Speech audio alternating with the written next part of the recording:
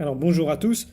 Aujourd'hui, nous continuons notre lecture du catéchisme de l'Église catholique au travers du compendium et nous en sommes rendus à la question numéro 389 et 390 puisque nous sommes maintenant à la fin de la partie qui concerne les vertus. Donc nous allons voir qu'est-ce que les dons du Saint-Esprit et qu'est-ce que les fruits de l'Esprit Saint. Donc d'abord, quels sont les dons du Saint-Esprit? Eh bien, les dons du Saint-Esprit sont des dispositions permanentes qui rendent l'homme docile à suivre les inspirations divines. Donc, elles sont au nombre de 7. La sagesse, l'intelligence, le conseil, la force, la science, la piété et la crainte de Dieu.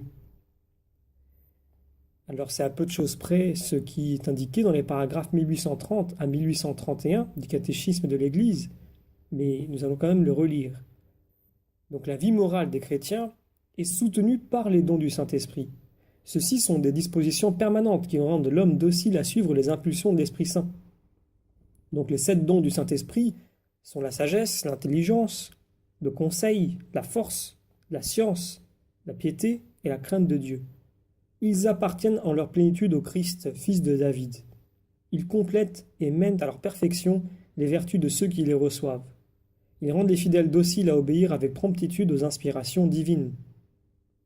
Que ton esprit bon me conduise sur une terre unie. Psaume chapitre 143. Ou encore en Romains chapitre 8, nous lisons: tous ceux qu'anime l'Esprit de Dieu sont fils de Dieu, enfants et donc héritiers, héritiers de Dieu et co-héritiers du Christ. Voyons maintenant, qu'est-ce que les fruits de l'Esprit Saint? Eh bien, les fruits de l'Esprit Saint sont des perfections formées en nous comme des prémices de la gloire éternelle. La tradition de l'Église en donne 12.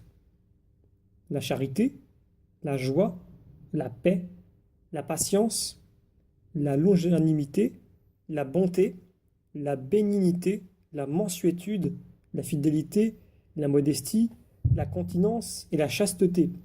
Nous la trouvons en Galates chapitre 5. Alors c'est exactement ce que nous pouvons lire dans le paragraphe 1832 du catéchisme de l'Église catholique.